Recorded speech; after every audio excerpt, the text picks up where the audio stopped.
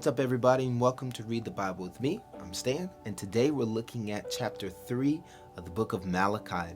Thank you so much for joining us today. Looking forward to read this chapter with you. Let's get started.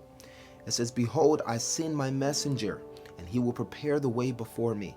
And the Lord whom you seek will suddenly come to his temple. And the messenger of the covenant in whom you delight, behold, he is coming, says the Lord of hosts. But who can endure the day of his coming? And who can stand when he appears? For he is like a refiner's fire, and like fuller's soap.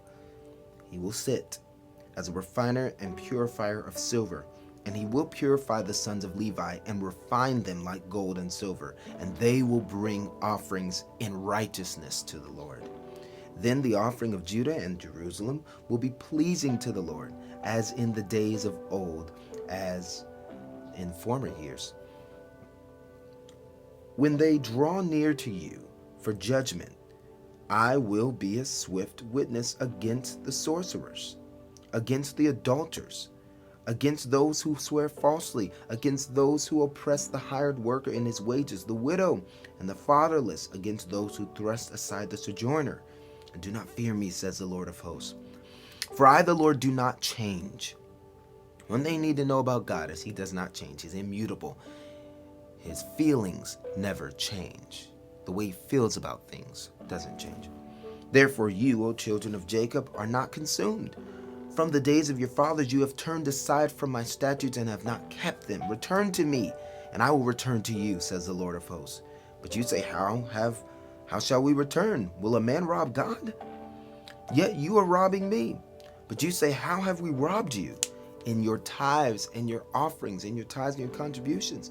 You are cursed with a curse, for you are robbing me, the whole nation of you. Bring the full tithe into the storehouse, that there may be food in my house, and thereby put me to the test, says the Lord of hosts.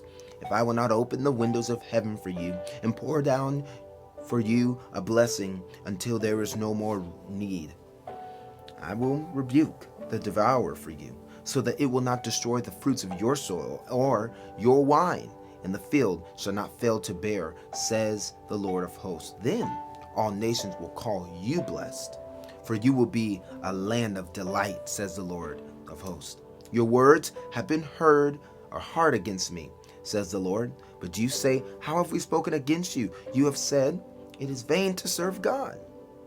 What is it profit of our keeping his charge, or of walking as in mourning before the Lord of hosts?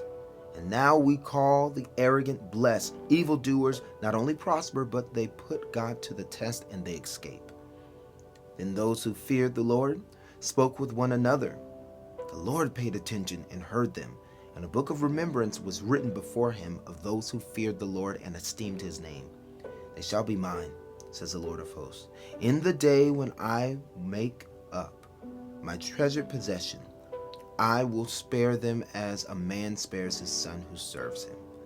Then once more you shall see the distinction between the right, or the righteous, and the wicked, between those who serve God and those who do not serve him." And this is the time, it's 2022. By now, it should be obvious who serves the Lord and who does not. We should be able to look at our bank accounts and we see if their bank accounts are righteous. We should be able to look at our DMs to see if our DMs are righteous. We should be able to look at all facets of our life to see if who serves God here. It should be obvious who serves the Lord when presented that evidence. And God sees all that evidence. No one else but God knows all of that.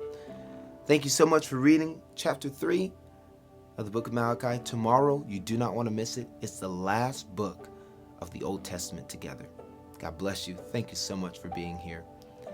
I'll see you tomorrow. Peace.